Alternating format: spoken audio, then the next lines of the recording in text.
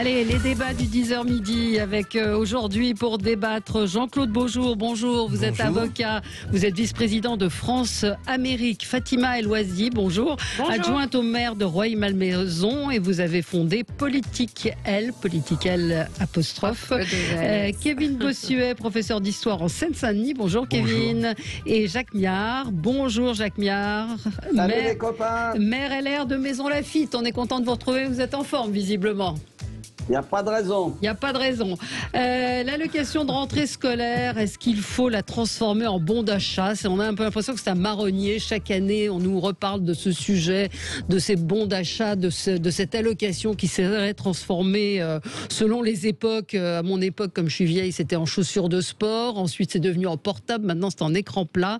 On va en parler. On va parler de l'Afghanistan avec le départ du dernier soldat américain. Et puis la primaire de la droite qui pose un certain nombre de questions. Mais on commence par notre petit tour de table avec ce qui a retenu votre attention. Jean-Claude, commençons avec un coup de cœur. On revient de vacances, le coup de gueule c'est pas trop bon truc. Non, un coup de cœur pour l'ouverture du festival du film américain. Ouais. De Deauville, avec une très belle sélection, un certain nombre de films qui sont plutôt intéressants. Vous savez, on va parler de l'Afghanistan, donc on parle forcément de zone de conflit. Et un film qui est intéressant au Festival de Deauville, c'est Oslo, où on a un peu l'arrière-plan, la cuisine, de la manière dont ont été négociés les accords d'Oslo de 1993. Mais il y a aussi un autre film, Fils du Sud, où on voit l'Amérique profonde qui change, des divisions familiales sur fond de friction politique. Voilà, il y a un certain nombre de belles choses. Et puis Deauville est une ville agréable. C'est l'occasion de prolonger un petit peu l'été. Un petit peu l'été, il y a des passes, effectivement. Oui, tout ça est bien organisé. Non, c'est vrai que il y a des documentaires, il y a pas mal de documentaires aussi. Tout ça est bien organisé. Moi, pour moi, ce que j'aime beaucoup dans le festival du film américain de Deauville, c'est qu'on sort des grands blockbusters auxquels nous sommes habitués pour aller parfois sur du cinéma de profondeur, comme Hollywood sait aussi, ou comme un certain nombre de réalisateurs américains savent aussi faire. Donc je pense que c'est une belle occasion de revisiter pour ceux qui ne sont pas trop loin. C'est pas très loin c'est accessible pour pas pour nos auditeurs du Sud-Ouest, c'est plus loin. Oui, c'est vrai, mais en même temps, ça peut permettre de repérer des films qui repasseront et qui seront pas forcément sur les très très grands écrans. Et je trouve que ce qu'il y a d'intéressant, c'est que ça peut aussi, ce sont parfois des séquences qui peuvent, par effet miroir, nous permettre de nous interroger sur notre société, sur notre devenir. Voilà. Alors, Festival de Deauville, juste un point, Valérie. Oui. Je voudrais dire à Jean-Claude qu'il ne faut pas oublier que de la part des Américains, c'est une politique d'influence. Oui. Et qu'au sortir de la guerre en 47-48, les Américains ont imposé, je dis bien imposé, que l'on ouvre, je dirais, la distribution des films en France, notamment aux films américains. Alors moi, il y a d'excellents films américains, ne me faites pas dire ce qu'on veut dire, mais il faut bien voir que c'est aussi une politique d'influence de nos chers amis américains, qui ne sont pas toujours très fiables. Ouais. Alors, Jacques, vous aurez remarqué... Non, mais c'est intéressant, vous avez raison, mais vous aurez remarqué, comme c'est le festival du film américain de Deauville, donc je parle de Deauville du film américain, mais parce que nous avons des points communs, vous savez à quel point je suis attaché à l'influence française, et je suis je suis le premier à citer un certain nombre de choses, par exemple les achats, on vient d'avoir un achat d'une grande maison d'édition américaine par un groupe français, donc oui, vous savez, vous êtes diplomate de formation, vous savez tout comme moi que notre influence, il faut qu'on la travaille. Alors bien évidemment, les Américains sont à la manœuvre pour défendre leurs intérêts et je pense que vous serez d'accord avec moi, je suis de ceux qui disent qu'il faut arrêter de se plaindre et puis nous aussi, nous avons des axes d'influence, se mettre au travail et arrêter de pleurnicher, mais on le verra sur les sujets internationaux qui vont venir tout à l'heure. Et je vous conseille la lecture d'un livre qui vient de paraître en poche qui s'appelle Devant les diamants de Dominique Maison, et c'est le roman noir d'Hollywood, et c'est comment à une époque l'armée, l'Église se sont servis d'Hollywood, ont infiltré Hollywood et les scénarios des films pour avoir une certaine influence. C'est un excellent roman qui vient tout juste de paraître en collection de poche. Alors Fatima, vous, c'est un coup de gueule? Oui, je voulais parler ce matin de la condamnation d'un jeune homme de 20 ans qui s'appelle Florian T. Je ne vais pas donner son nom de famille, mais qui a fait grand bruit à la fois dans la presse et sur les réseaux sociaux. Pour celles et ceux qui ne savent pas et qui nous écoutent, qui ne savent pas qui est ce monsieur, il a 20 ans, donc assez jeune. Il a harcelé, menacé de mort une jeune femme sur les réseaux sociaux en utilisant son nom et son prénom, donc en ayant ce sentiment d'impunité qui est assez flagrant. Et elle a décidé, parce qu'elle savait plus comment se défendre, de médiatiser cette affaire en parlant sur les réseaux sociaux, en publiant des extraits vidéo, des messages, etc., des vidéos de lui en train de se filmer autour de chez elle dans une voiture en disant mais je vais réussir à trouver ton adresse, je vais réussir à te pourchasser où que tu sois en fait. Et ce qui est frappant en fait dans cette histoire, c'est que c'est une impunité, et je veux dire en tant que militante féministe, ça me surprend pas, mais le fait que ça perdure et que en fait on en a des exemples très concrets, parce qu'il y en a certains qui se disent tout le temps on ne perçoit pas, on ne saisit pas pourquoi vous vous engagez sur ces sujets, etc. Mais en réalité, il y a une persistance de ces phénomènes, une sorte d'impunité chez certains hommes qui disent mais en fait la justice ne va jamais me condamner, etc. Et malgré cette première condamnation, il a récidivé ne serait-ce que 2 semaines plus tard, parce qu'il a été condamné juste à du sursis et le parquet a fait appel. Et dans son diagnostic psychiatrique, c'est le Parisien qui le raconte ce matin, le diagnostic fait état d'une intolérance à la frustration. Ça veut dire, je te dis non, Valérie, je vous fais des avances, vous me dites non, mais en fait, je ne supporte pas que vous me disiez non. C'est quand même incroyable. C'est quand même incroyable, et je pense que faut apprendre aux gens à accepter la frustration. J'allais dire, si on vous dit non, je pense que Kevin en sait quelque chose avec ses élèves. Hein. Je pense que il y a quelque part une question d'éducation. Je pense pas que ce soit. Alors certes, on peut être colérique, on peut être ci et ça, mais ce côté intolérance à la frustration, ça doit quand même nous faire réfléchir collectivement à ce que ça veut dire la violence aujourd'hui. Est-ce que ça veut dire accepter qu'on vous dise non, le non. Alors je sais pas, vous allez peut-être rebondir sur ce sujet, mais je pense que c'est un vrai sujet de société, cette éducation-là de nos enfants. Oui, voilà. Mais en tout cas, c'est ce dont je voulais parler aussi aujourd'hui, traiter du sujet de l'autorité de façon plus vaste. L'autorité parentale ou même l'autorité de l'État. Quand on voit la une du Parisien sur les jardins des Halles à Paris, les images qu'on a pu voir ici ou là d'un véritable champ de crack, je crois que vous allez revenir sur Paris tout à l'heure, Jacques Miard, mais ou à Marseille, où les journalistes semblent découvrir les checkpoints et ce qui se passe dans cette ville, il y a un problème d'autorité de l'État. On se demande où est passé l'État. Sur la frustration. Oui, on se demande où est passé l'État, mais même l'éducation nationale est évidemment responsable de cela. Aujourd'hui, c'est le règne de l'enfant roi. On ne dit plus non aux enfants, c'est quelque chose qui n'est pas possible. Et quand on ose lui dire non, quand le professeur ose lui dire non, finalement, on nous fait des reproches. Donc l'enfant n'apprend plus la frustration. Tout est possible pour lui. Il n'y a plus de frontières entre le bien et le mal. C'est-à-dire tout est fait pour qu'il obtienne ce qu'il veut obtenir. S'il faut qu'il tape, il tape. S'il faut qu'il insulte, il insulte. S'il faut qu'il insulte le professeur, il faut qu'il insulte le professeur, et c'est dramatique. De l'enfant roi, et c'est spécifique parfois à certaines violences dans certaines familles, le fils, par rapport à ses sœurs, par exemple, par rapport à ses filles, le fils, c'est l'enfant roi. Il a le droit de tout faire. Et puis dans certaines religions aussi, je ne vais pas revenir sur des exemples très précis, mais je pense que c'est suffisamment évocateur pour tout le monde. Et ce côté enfant roi, ça induit de toute façon des comportements qui sont en grandissant absolument intolérables envers les femmes. Et c'est cette éducation que je pense qui doit vraiment être au cœur de la façon dont on éduque nos enfants à la maison, mais aussi à l'école. Mais ça, je suis d'accord avec monsieur. On pourra en redire un mot, Jacques Miard pourra réagir, et vous aussi, Jean-Claude Beaujour, peut-être sur ce sujet. À tout de suite. Avec vous sur Sud Radio pour le 10h midi, avec Jacques Miard, maire LR de Maisons-Laffitte, Jean-Claude Beaujour, avocat, vice-président de France-Amérique, Fatima El Ouazdi, adjointe au maire de Rueil-Malmaison et fondatrice de Politique L, et Kevin Bossuet, professeur d'histoire en Seine-Saint-Denis. On va parler justement de l'allocation de rentrée scolaire avec ce débat qui revient chaque année. À quoi sert-elle? Est-ce qu'elle est bien utilisée? Est-ce qu'il faudrait la transformer en bon d'achat? On va parler de l'Afghanistan et du départ des Américains, et puis éventuellement de la primaire de la droite. J'aurais aimé qu'on dise quand même quelques mots aussi de ce qui se passe à Marseille. Le président de la République ira demain, on aura l'occasion d'y revenir, mais on a évoqué un petit peu ce sujet avec vous, Fatima, sur la frustration, l'impossibilité aujourd'hui de résister à la frustration. Et Kevin nous expliquait qu'à l'école, c'est ce qui se passe. Je voulais que vous nous racontiez ce qui se passe dans certaines écoles, sur des élèves qu'on a du mal à canaliser, plutôt que de les punir, de les envoyer chez le proviseur comme on faisait avant. Oui, c'est le pédagogisme dans toute sa splendeur. On ne doit pas punir, on doit accompagner l'élève dans ses frustrations, son insolence. Donc ça prend des formes matérielles singulières. Par exemple,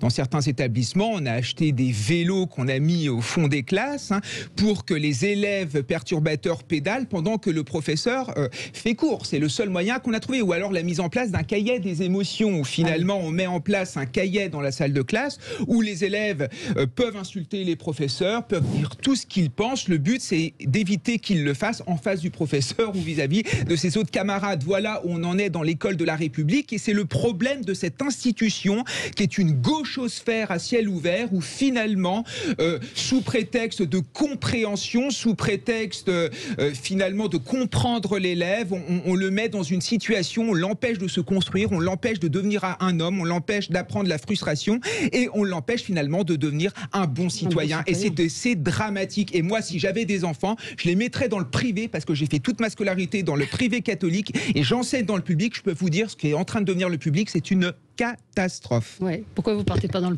privé, vous ? Parce que c'est un autre concours. Oui, c'est un autre débat. Jacques Miard, ça vous dit quoi, ce que vous venez d'entendre ? Ça dit qu'effectivement, il faut trouver des solutions pour sortir ces gamins perturbateurs du milieu dans lequel ils sont et les mettre dans des unités, je dirais, très encadrées, avec une discipline et une autorité.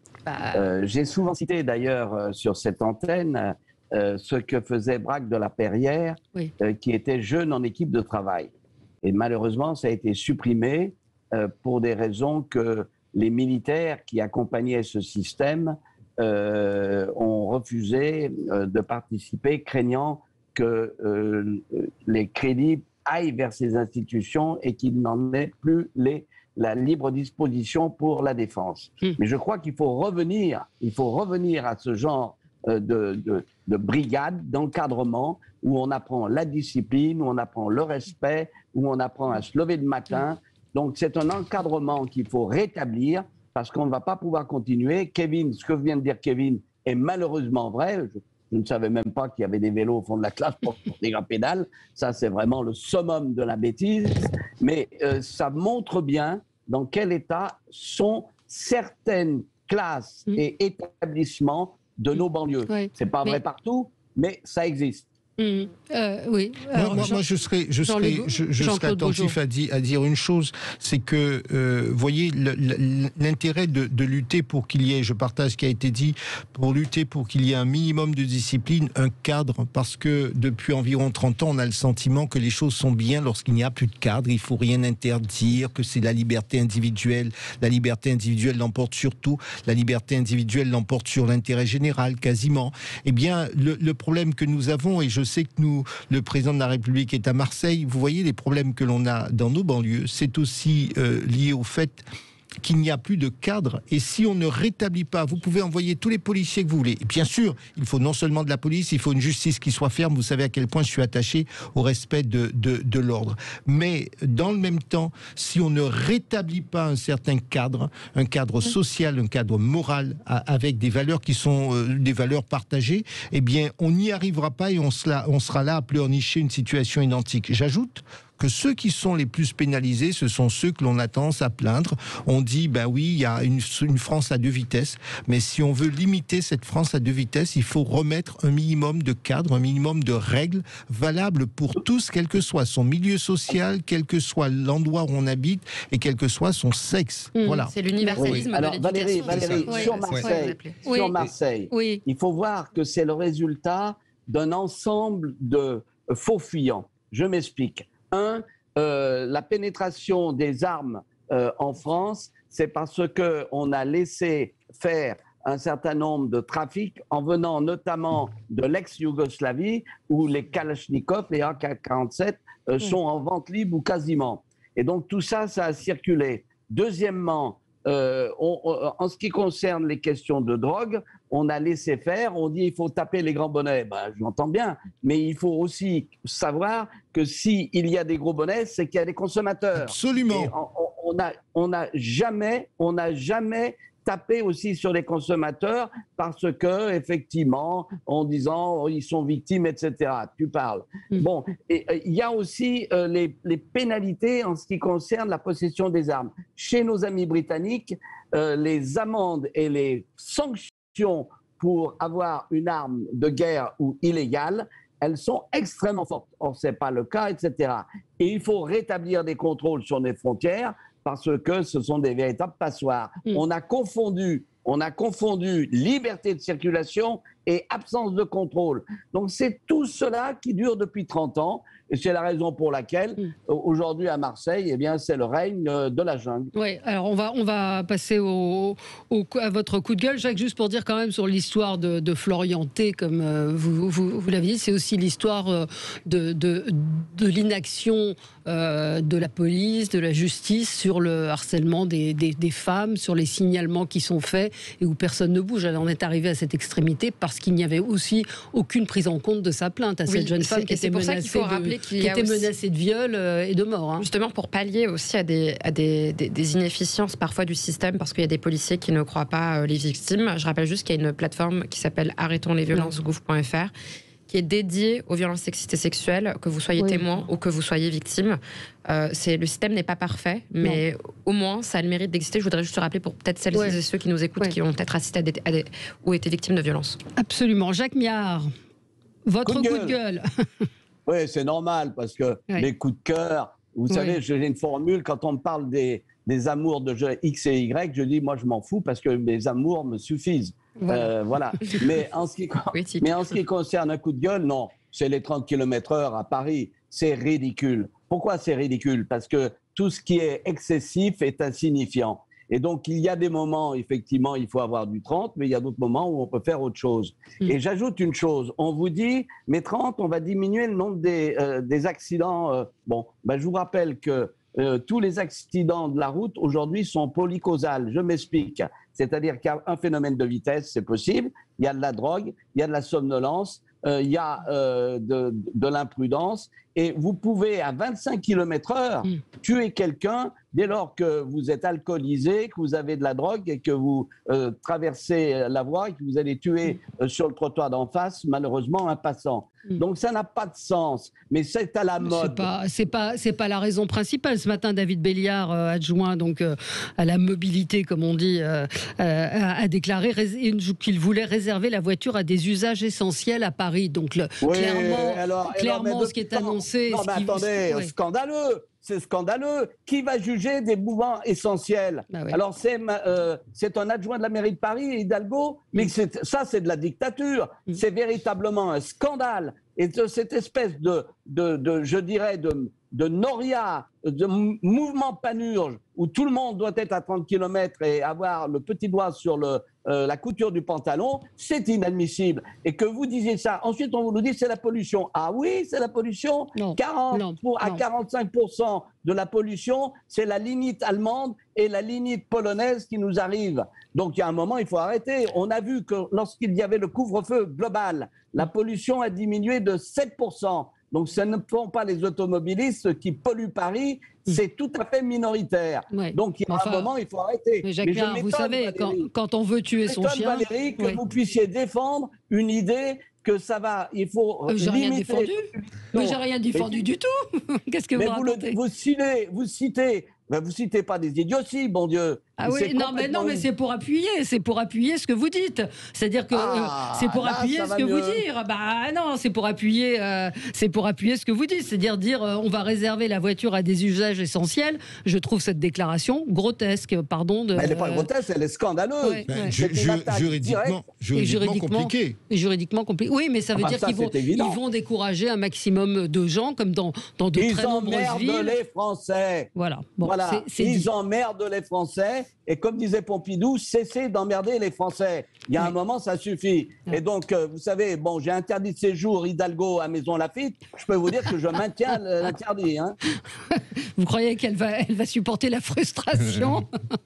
Elle viendra. Qu'elle se démerde. Voilà. Mais c'est inadmissible. Non, mais c'est vrai que Paris, on le disait un petit peu hors antenne. Alors, pardon encore à nos auditeurs du Sud-Ouest, mais vous avez de la chance de vivre peut-être dans des villes qui ne sont pas des allez, c'est quoi le mot? La Bobolande, ça suffit. Non, mais la gare de Lyon, la gare du Nord, toutes les accès quand on arrive à Paris sont absolument abominables. Moi, j'ai honte pour notre capitale. C'est quand même, c'est censé être la plus. Quand on arrive à la gare de Lyon et que moi je peux prendre même un taxi, c'est impossible de sortir. Orly, c'est pareil. Quand vous arrivez, ils ont refait cet aéroport. Il y a une file. Enfin, c'est ces espèces de bandes jaunes qui défigurent la ville. Enfin, là, on parle. Enfin bon.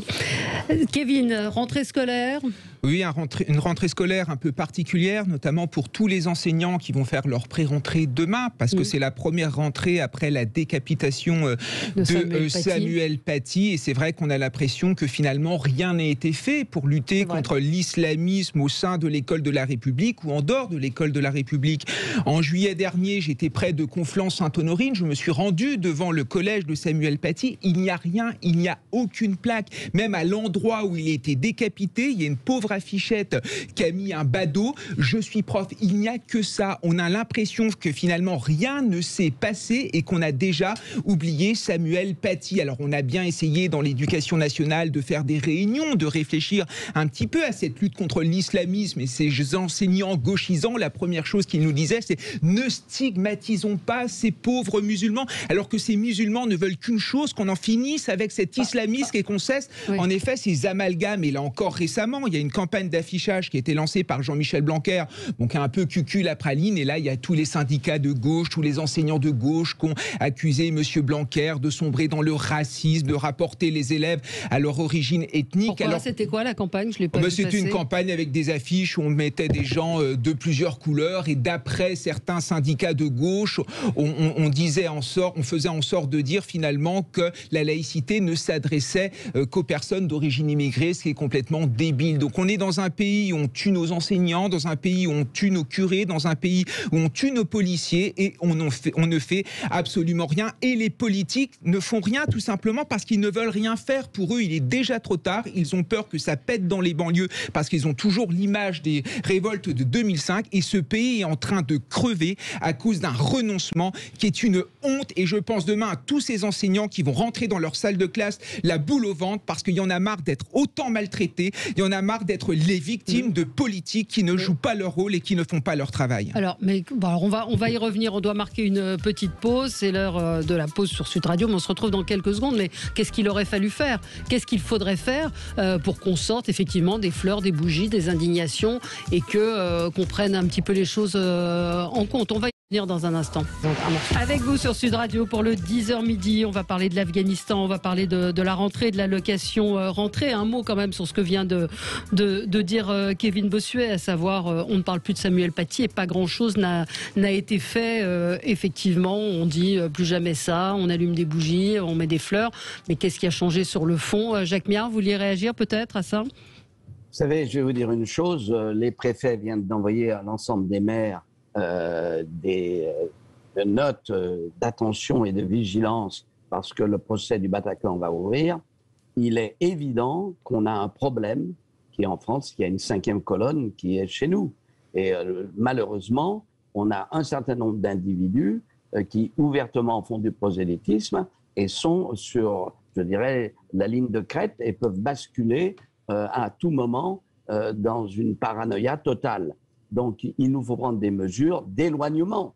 Ces gens n'ont pas à être chez nous et nous devons sanctionner. Alors, on va nous dire, mais ce n'est pas possible. Si, c'est possible. Je ne comprends pas pourquoi le gouvernement, ça avait commencé, moi je l'avais dit à Valls, n'applique pas le code civil et le code pénal d'échange de nationalité pour tout individu qui s'engage dans des organisations terroristes et se met à la disposition, entre guillemets, d'États étrangers. Ça existe, c'est le droit positif. Et donc, on ne l'applique pas parce qu'on craint je ne sais quoi. C'est une question de volonté politique. mais je suis tout à fait d'accord, il y a un certain nombre de personnes qui sont en voie de djihadisme et qui n'ont pas à être sur notre territoire. Nous devons les expulser et appliquer la déchéance de nationalité. Oui. Moi, je pense que je partage ce qui a été dit. Je pense que nous sommes tombés dans le renoncement. Nous avons renoncé à assumer un certain nombre de valeurs. Nous renonçons à pouvoir dire avec fermeté qu'il y a des règles et qu'elles doivent s'appliquer. Vous savez, moi, lorsque je vais chez l'autre, je respecte les règles qui sont en vigueur chez lui. Sinon, je n'y vais pas. Et je ne comprends pas pourquoi, dans ce pays, on vient nous expliquer que les choses doivent être faites de manière différente. Ça, c'est une chose. Et puis, plus généralement, puisqu'on parlait de problèmes de société qui vont au-delà, hein. Il n'y a pas simplement pour ceux qui viendraient à l'extérieur de notre pays. Je pense qu'effectivement, depuis 30, 40, 50 ans, nous avons refusé, c'est peut-être une conséquence de mai 68, j'en sais rien, nous avons refusé de se dire qu'une société, ça se construit, l'intérêt général se construit, le bien commun se préserve, et on a laissé complètement, mais véritablement complètement laissé la place à l'intérêt individuel, et c'est le chacun pour soi. Sauf que le chacun pour soi, ça mène à la faillite de nos sociétés. Oui, Fatima, vas-y. Il faut des sanctions. Il y a deux choses. Oui. Pardon. Oui, je pense qu'il y a deux choses. Il y a d'une part potentiellement des personnes qui sont pas nées en France, hein, parce que je pense qu'il y a deux choses. Hein. Il y a des gens qui sont immigrés, qui viennent en France, qui partagent certainement pas les valeurs de la France.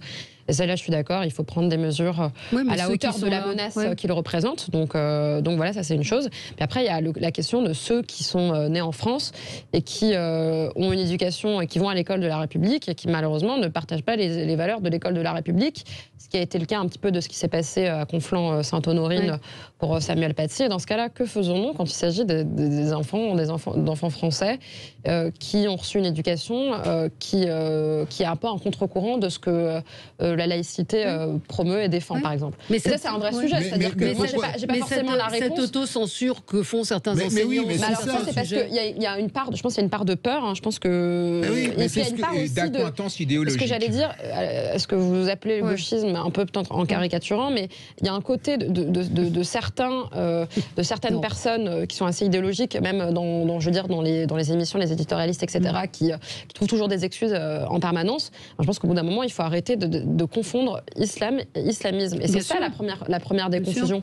Et je pense que le jour où on aura vraiment que les musulmans, certains musulmans ont compris ça, parce qu'il y en a beaucoup qui ont déjà fait la différence, mais il y a encore une partie qui ne comprend pas cette différence et qui se dit en fait on me vise moi, on vise ma religion. Non, mais c'est pas le cas en fait. On vise l'islamisme, l'islam politique, l'islam qui essaye de troubler un peu l'ordre public sur beaucoup des aspects, notre éducation, etc. Et nos valeurs conscience que cet islam politique passe par la société et passe par justement cette pression qui est faite sur bien sûr, mais sur ces musulmans-là. Valérie, je pense qu'il faut qu'on aille encore plus loin, parce qu'en réalité, si on veut se dire qu'on ne va pas stigmatiser, ok, je l'entends. Moi, j'ai presque envie de dire qu'on oublie que la République française a des valeurs. Nous sommes un État laïque. Moi, je suis catholique. Pour autant, je considère qu'à un moment donné, eh bien, les valeurs qui sont les valeurs républicaines doivent s'appliquer et la religion se soumet. Tant qu'on n'acceptera pas cela, quelle que soit la religion, parce qu'effectivement, on pourrait dire, ben là, on fait contre les musulmans, contre un tel, etc. Quelle que soit la religion. Vous voyez, on peut être catholique et pas être pour l'avortement. Pour autant, on doit accepter qu'un médecin en France puisse pratiquer l'avortement parce que c'est la loi française qui s'applique. Et ça, c'est valable quelle que soit sa religion. Et c'est là-dessus qu'on doit rappeler nos valeurs fortes. C'est pour ça, moi je pense qu'il y a un vrai sujet, et pour terminer peut-être, parce qu'on a peut-être passé à autre chose, mais pour moi il y a un sujet d'éducation, c'est-à-dire qu'il y a des gens qui sont éduqués dans des cultures religieuses comme la vôtre, comme beaucoup d'autres personnes en France, des millions de personnes, mais qui n'arrivent pas à s'émanciper de cette culture en faisant la distinction entre ce qui relève du religieux et donc du personnel et ce qui relève du public, de la norme et du respect de notre socle commun et de notre société.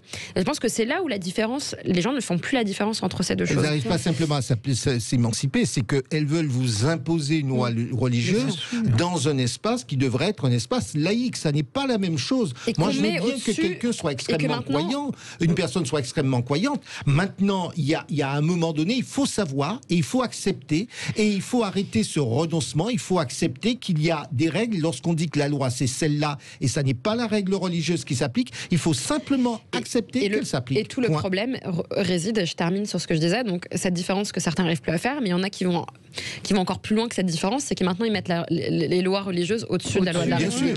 Et c'est là où le bas blesse vraiment, et c'est là où on doit vraiment agir.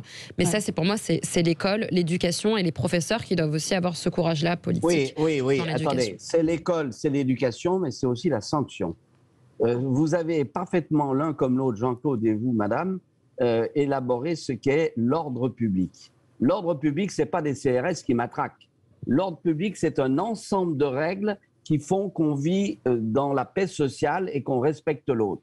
Donc, la laïcité, ce n'est pas une religion, l'interdiction de religion, c'est la liberté de conscience. Mais la liberté de conscience, elle doit être elle doit être rappelée, et le prosélytisme religieux violent, systématique, doit être sanctionné. Et c'est ça qui manque, et c'est là où l'État a été en dessous de ce qu'il devrait faire, c'est-à-dire faire respecter les us et coutumes et l'ordre public au sens large et sanctionner. Et on attend encore parce qu'il y a trop de loupés. Oui, mais il y a un problème aussi dans l'éducation nationale, c'est-à-dire que les professeurs qui sont chargés d'enseigner la laïcité, souvent ne savent pas ce qu'est la laïcité, parce qu'on recrute au rabais, parce qu'on sous-paye les enseignants, et finalement on recrute des gens qui ne sont pas au niveau. Ajoutons à cela, en effet, des gens qui sont dans l'accointance idéologique avec l'islamo-gauchisme, et on arrive en effet à une école qui ne joue plus son rôle, à une école qui ne transmet plus les valeurs de la République, qui accompagne finalement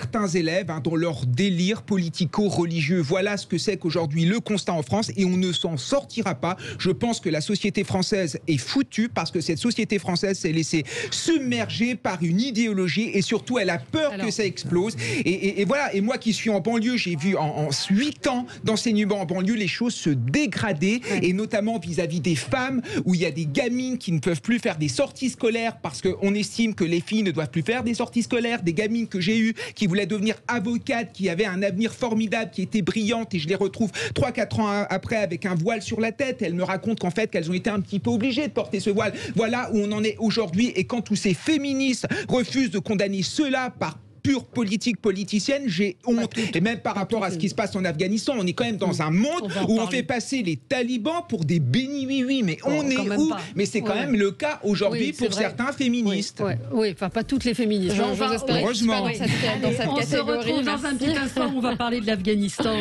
également, et de l'allocation de rentrée scolaire. À tout de suite.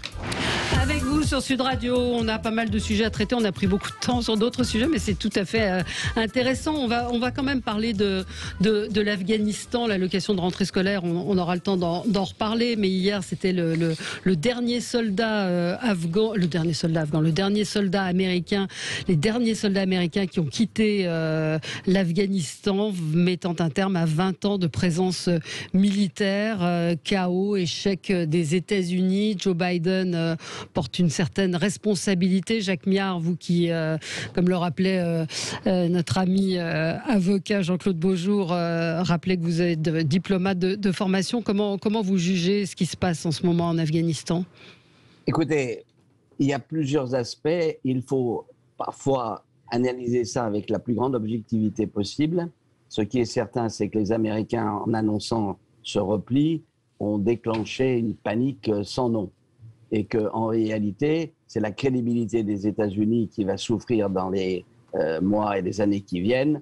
Et je peux vous dire que tout le monde a en mémoire l'affaire de Saïgon. Ouais. C'est la fameuse phrase de Virgile que je cite souvent, « Jamais de confiance dans l'alliance avec un puissant ». Donc il va falloir que nous en tirions pour nous-mêmes les conséquences, à savoir que nous avons intérêt à ne pas négliger la défense, à ne pas négliger nos moyens pour lutter contre le djihadisme, parce que c'est le djihadisme qui est surtout en cause aujourd'hui, et que ce n'est pas simplement une affaire de renseignement, c'est une affaire de combat culturel, comme le disait tout à l'heure Kevin, c'est-à-dire que nous devons nous armer pour lutter et recréer en interne une cohésion sociale qui fait défaut. Il faut qu'on retrouve ce qu'est le sacré, c'est-à-dire une vision collective à défendre, un corpus social à défendre face à ces gens-là. Mais c'est surtout les États-Unis qui vont en subir les conséquences. Parce que ça, je peux vous dire que la crédibilité des États-Unis partout dans le monde est totalement mise à bas.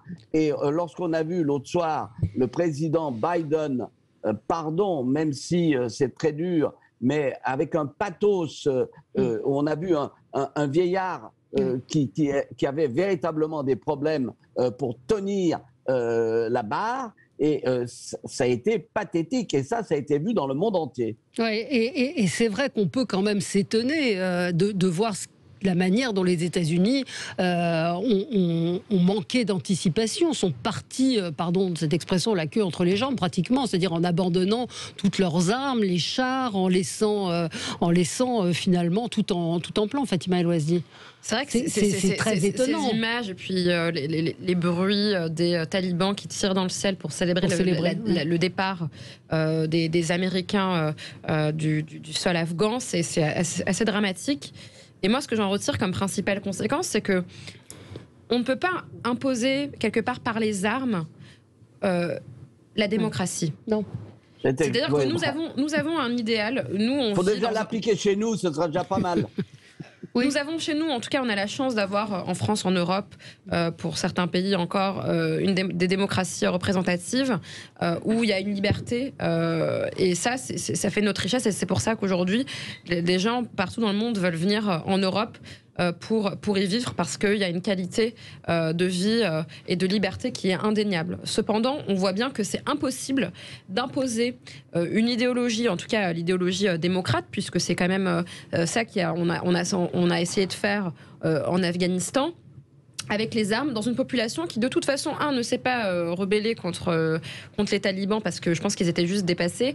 On a formé des soldats afghans en espérant qu'ils puissent tenir tête aux talibans pendant des années et des années, et ça n'a servi strictement à rien. Et surtout, dans une population tribale, avec une culture qui n'est pas la culture européenne ou américaine ou une culture démocrate, comment évangéliser par les armes une population à une idéologie démocrate qui leur serait bien évidemment beaucoup plus bénéfique que l'idéologie islamiste des talibans, c'est indéniable. Mais en fait, c'est impossible à faire. Et cette déroute, elle doit nous interpeller, parce que c'est pas uniquement en Afghanistan, c'est en Libye, c'est en Syrie, c'est partout. En Irak aussi, c'est partout où on a essayé de le faire, en luttant, parce qu'on a eu raison aussi de se dire on va lutter contre l'islamisme politique, contre le djihadisme, en allant vraiment couper à la racine. Il faut oublier qu'il y a quand même des États qui ne sont pas forcément des États, des failure states, un peu le Pakistan, etc., qui quand même hébergent des islamistes et qui ont permis aussi d'héberger certaines populations qui sont venues ensuite, qui sont des talibans qui sont venus en Afghanistan pour faire ce combat. Et oui, ils ont été dépassés par la rapidité. L'intelligence américaine a peut-être failli, en fait. Mais en fait, il faut aussi qu'on fasse ce propre bilan et qu'on ne peut pas imposer la démocratie, malheureusement. Maintenant, c'est à nous, à l'Union européenne, aux Français, après, il va y de avoir se défendre. Voilà, parce que après, le risque, c'est que, bien évidemment, des gens soient formés là-bas et qui viennent en France ou qui viennent en Europe commettre des attentats et essayer de terroriser l'Union européenne. Et c'est ça qui doit faire l'objet d'une lutte acharnée. Oui, ne parlez pas de l'Union européenne, ça n'existe pas. Dans cette affaire, la taille des cages à lapins. Dans cette affaire, il y a probablement deux aspects. Le premier, c'est qu'on est 20 ans après les événements de septembre 2001. Et la décision rapide des États-Unis. D'ailleurs, à l'époque, Colin Powell, qui était le secrétaire d'État américain, était relativement réticent. Et on a vu qu'un certain nombre de gens ont quasiment forcé la main, mais c'était sa responsabilité de refuser, pour que le président des États-Unis, George Bush II, parte faire la guerre dans cette région. C'est la première chose. Vous voyez à quel point où la politique de l'émotion se paie toujours au prix fort. Et moi, j'ai une pensée pour tous nos soldats qui sont morts, et on a envie de se dire, et pas que les soldats français d'ailleurs, parce que le pouvoir politique prend des décisions, et derrière ce sont des individus, des hommes et des femmes, des gens qui pourraient être nos frères, nos sœurs, nos amis. 3000 soldats américains sont morts en Afghanistan, plusieurs centaines de Français sont morts. J'ai envie de dire, tout cela pour cela. Tout cela pour cela, parce que quand on prend une décision politique, il faut éviter de faire de l'électorat d'électoralisme, et peut-être que George Bush a fait plus d'électoralisme que de politique réelle. Ça, c'est la première chose. La deuxième chose, la situation en Afghanistan était d'une complexité. On voit bien comment nous, Occidentaux, alors pour le coup, je vais nous mettre tous dans le même sac, nous, Occidentaux, qui avons les plus gros moyens, nous avons été défaits en Afghanistan. Eh bien, on doit tirer enseignement de tout cela. Effectivement, on ne peut pas faire prévaloir nos principes et nos règles partout ailleurs. Donc la question aujourd'hui, c'est que faisons-nous ? Moi, j'ai une pensée, parce qu'évidemment, le sujet est très complexe. Je suis en contact avec d'anciens ambassadeurs de France en Afghanistan, et les uns et les autres, bien informés, des gens qui sont désarabisants, concèdent que c'est beaucoup plus compliqué aujourd'hui que ça ne l'a été auparavant. Alors, il y a 2 ou 3 questions. Comment est-ce que, mine de rien, on arrive malgré tout à protéger les personnes qui nous ont aidés ?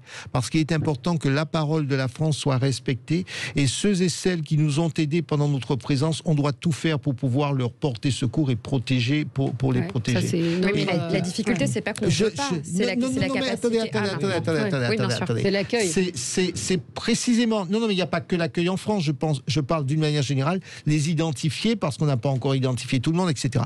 Parce qu'on a vu, le dernier avion est parti, donc je pense à ceux qui nous ont aidés. Là, je ne rentre pas dans le détail individuellement qui est légitime ou pour pouvoir bénéficier de rapatriement, mais il faut que la parole française soit respectée. La deuxième chose, nous avons à redéfinir notre politique dans la région, parce qu'on sait très bien que derrière l'Afghanistan, il y a les rapports avec le Pakistan, il y a l'influence russe sur la région, il y a l'Inde, il y a le Pakistan, il y a tous les pays d'Asie mineure. Ce sont tous ces sujets qui sont des sujets importants, et vous voyez, je m'arrête là, vous voyez à quel point les questions internationales qu'on prend souvent comme étant de simples sujets pour des parties de thé dans les ambassades, finalement peuvent avoir un impact sur notre quotidien. Et c'est là où il ne faut pas négliger. Et aujourd'hui, si nous voulons régler un certain nombre de questions domestiques, nous devons avoir en tête la géopolitique internationale. Absolument. Je voulais peut-être vous faire écouter les sons. Voilà.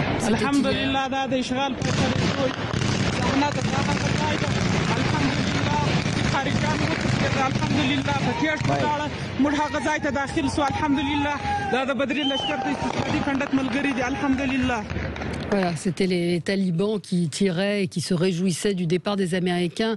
Je vois également dans le Monde à lire tout à l'heure que les Américains ont quand même démilitarisé tout leur équipement qui restait sur place. Ils ont crevé les pneus des avions, cassé les cockpits. Donc, a priori, tout ce matériel militaire ne pourra plus être utilisé. Alors un mot, Jacques Méhard, puis après Kevin. Oui, je voudrais revenir sur plusieurs faits.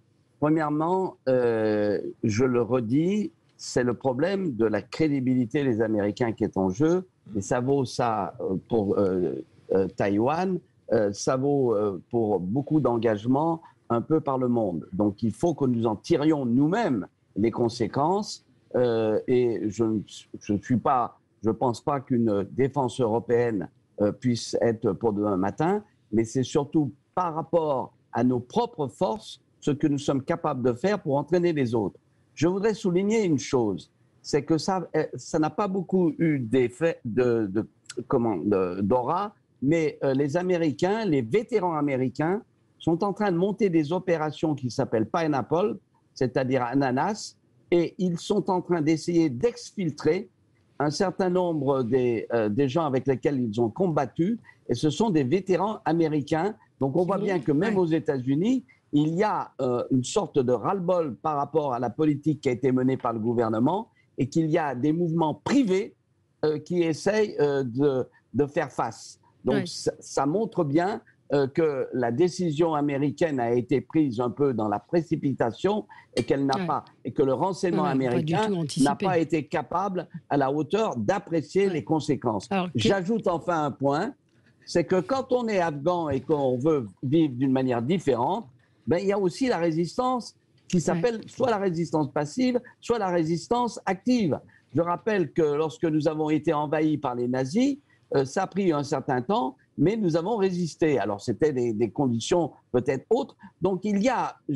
Moi, je dis aussi à tous ces Afghans qui veulent vivre d'une manière différente que celle que les talibans veulent leur imposer, de résister et d'organiser cette résistance. Je suis intimement convaincu qu'on peut y arriver à les aider. C'est comment ils n'y sont pas arrivés avant, en 20 ans, comment on n'a pas réussi. Il y a un moment. Non, mais attendez. On sait très bien. Il y a eu toute une série de lâchetés et de corruption. Et il y a eu ces fameux bataillons fantômes. Mais il y a un moment, il y a aussi des gens qui veulent se battre. Et on le voit notamment avec le fils de Massoud. Oui, Kevin. Non, mais je crois que tout a été dit. En effet, c'est un échec, en effet, pour les États-Unis, un échec du modèle occidental, du modèle démocratique, avec toujours cette vision néocoloniale. On se sent supérieur aux autres et on serait capable d'imposer notre modèle aux autres. Sauf que le peuple afghan n'a jamais voulu de ce modèle. Ils sont idéologiquement beaucoup plus proches, finalement,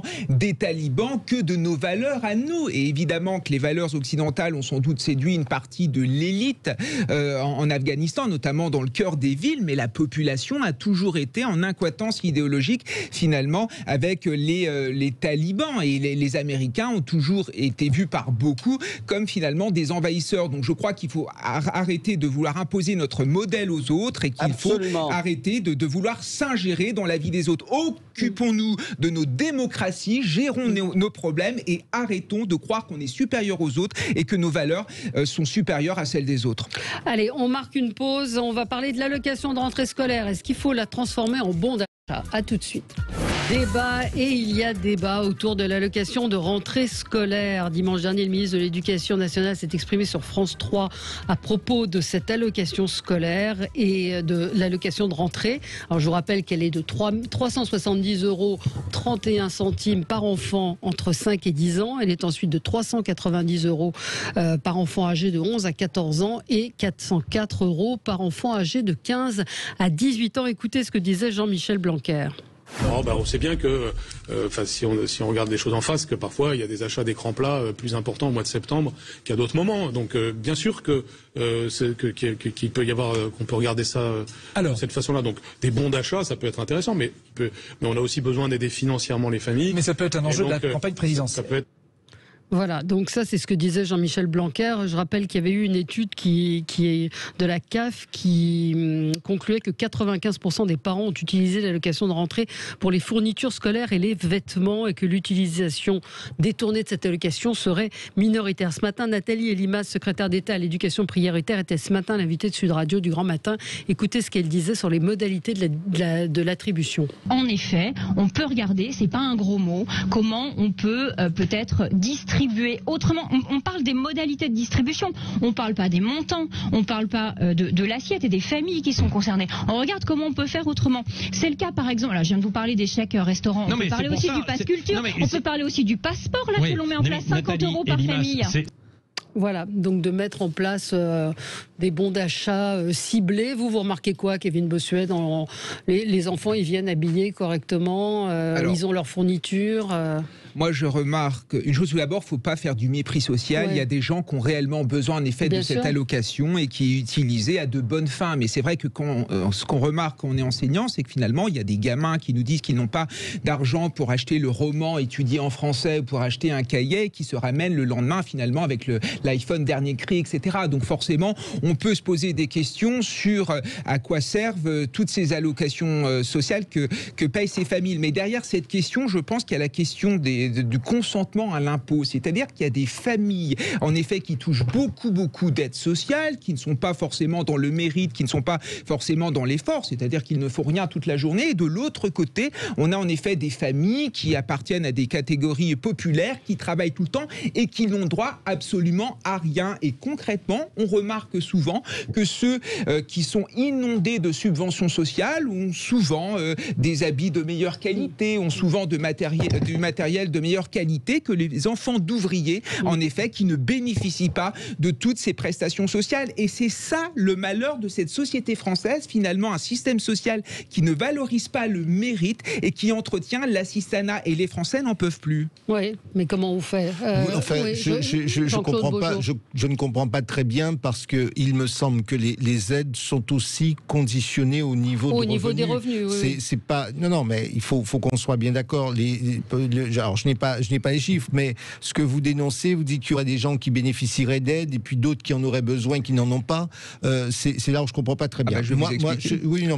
Non, mais attendez, je vais aller jusqu'au bout de mon propos. Moi, je crois qu'au-delà de tout cela, puisque la question, c'est est-ce que les aides distribuées, notamment sont utilisées autrement que pour la rentrée scolaire, sont utilisées autrement. C'est toujours très compliqué parce que, au fond, finalement, un enfant celui-là peut avoir besoin de vêtements, celui-là peut avoir besoin de fournitures, l'autre peut avoir besoin, tout simplement, que ses parents payent les repas, etc., etc. Moi, je pense que ce problème serait résolu parce qu'on ne peut pas passer son temps à tout réglementer dans le détail. Vous savez, en tant qu'avocat, je vous dis qu'on est submergé de demandes. Parfois, on nous pose des questions pour lesquelles de règles, on n'en finirait plus. Donc, en revanche, je pense que ce qu'il faudrait, c'est peut-être, et on en revient à notre discussion de début de débat, c'est de remettre l'école, l'apprentissage au cœur de notre pacte social. Et là, vous verriez qu'effectivement, les parents qui toucheraient l'allocation de rentrée, s'ils étaient dans un contexte, ceux qui le touchent et qui n'en font pas, d'après ce qu'on entend, le meilleur usage, eh bien, ils seraient probablement incités à utiliser cet argent à bon escient, à achat de romans, etc., etc., parce qu'effectivement, l'école serait remise au centre de nos préoccupations. Je pense que dans certaines familles ou dans certains quartiers, l'école n'est un pis-aller. Et ça, c'est une véritable difficulté. On l'a vu dans les quartiers où les enfants ne vont plus à l'école. Alors, Jean-Claude, puis après Fatima, vous êtes adjointe à la mairie de Rueil, donc, et vous, Jacques Miard, vous êtes maire, donc qu'est-ce que vous constatez ? Constater, c'est un grand mot parce que c'est fonction de chaque famille, mais si ce que dit la CAF est exact, on parlerait, je dirais, d'une déviation pour 5% des sommes allouées. Bon, c'est quand même pas terrible, c'est vraiment l'exception, heureusement. Mais pour répondre à Jean-Claude, pour que l'école soit au cœur du pacte social, il faut retrouver les hussards de la République. C'est-à-dire qu'il faut avoir des gens qui vont véritablement prendre ça à bras le corps et il ne faut pas se laisser monter sur les pieds. Parce que quand j'entends Kevin, je suis assez sidéré. Donc il faut que l'administration de l'éducation nationale soutienne les enseignants dans ces dérives que l'on constate. Maintenant, je le répète, c'est vrai que si on a des bons d'achat, effectivement, ça paraît logique, mais c'est tellement divers. Effectivement, si on constate effectivement qu'une fois qu'on a distribué ces aides, les gamins reviennent avec des baskets extraordinaires, on peut se poser des questions parce que ce n'est pas la peine d'avoir le dernier modèle de basket. Mais en revanche, si l'étude de la CAF est exacte, je crois qu'il ne faut pas trop s'obnubiler sur, je dirais, la mauvaise utilisation de ces allocations. Eh bien, vous voyez, sur les vêtements, moi, je suis assez partisan de l'uniforme. Ça réglerait le problème. Oui, enfin, il n'y a pas que ça. Je pense que l'allocation scolaire, c'est les fournitures. Non, mais c'est pour ça que je l'ai bien dit. J'ai parlé en tant que délégué au numérique, mais je pense qu'il y a aussi un sujet, il ne faut pas non plus mépriser les gens qui vont acheter soit un téléphone, soit un ordinateur à leurs enfants, parce qu'aujourd'hui, on s'est rendu compte avec la crise sanitaire, moi, surtout dans ma vie, je me suis rendu compte qu'il y a des familles où il n'y a vraiment même pas une tablette à la maison, pas une tablette, vraiment même de première gamme, ou un ordinateur pour plusieurs enfants. Où les enfants auraient pu suivre les cours à distance pendant la crise sanitaire et pendant ces périodes où les gens faisaient école à la maison. Moi, je ne vais pas non plus stigmatiser. Après, je ne pense pas qu'il y a besoin de faire une réforme pour 5%, comme l'a dit Monsieur Millard, 5% des personnes qui utiliseraient mal, et c'est honte sur eux parce que c'est pour leurs enfants, en plus, qui n'utilisent pas cet argent, donc c'est vraiment honte sur eux. Et je ne pense pas qu'il y ait besoin de faire une réforme. Bien sûr, ça coûterait beaucoup plus cher de faire des bons d'achat, de faire un système de bons d'achat que, comme le disait Agnès Buzyn en 2017, faire un simple virement sur les comptes bancaires où ça coûte beaucoup moins cher. Voilà, mais bon, c'est juste... L'auditrice Missou nous dit, il y a la cantine, le sport, la carte de transport, il y a quand même beaucoup de choses à payer. Il y a beaucoup de frais. Kevin ? Bien sûr, il y a beaucoup de frais, mais en fait, la question derrière, c'est comment on attribue les subventions sociales. Parce que dans nos banlieues, mais aussi ailleurs, il y a beaucoup de fraude sociale. Il y a aussi toute une économie parallèle où vous avez des gens qui sont des professionnels professionnels, en effet, de l'assistant national social et dans le même temps qui travaillent au noir et qui se gagnent 6, 7 000, 8 000 euros par mois. Et forcément, la personne, la famille monoparentale, c'est une vraie économie parallèle. Ça supposerait, je vais vous dire, ça supposerait un vrai débat, parce que là encore, on va pas stigmatiser. Je suis le premier, parce qu'en plus, en tant que contribuable, on a aussi familialement contribué à aider, et j'en ai été content, un certain nombre de familles. Donc, je comprends très bien qu'on peut être agacé de ce type de fraude. Mais attention, dans notre pays, il y a aussi de la criminalité en col blanc, il y a cette fraude au quotidien. Donc, si nous voulons, là encore, pour que le pacte social puisse fonctionner, si nous voulons nous attaquer à la fraude, et vous avez raison, à ce moment-là, c'est un grand débat, c'est un vrai débat, et on s'attaque à la fraude à tous les niveaux, dans toutes les sections et dans toutes les portions. Et là, je suis d'accord. Voilà, et donner des aides sociales aussi, il y a des devoirs derrière, parce que c'est bien d'avoir des droits, mais c'est aussi bien d'avoir des devoirs. Quand on donne des aides sociales à des gens qui crachent continuellement sur la France, ou qu'on ne voit seulement que lorsqu'ils viennent juste dans l'établissement scolaire pour toucher les aides sociales, et après, ils n'existent plus, moi, ça me pose un problème. Allez, merci à tous les quatre. Merci d'avoir été là, d'avoir participé à ces débats.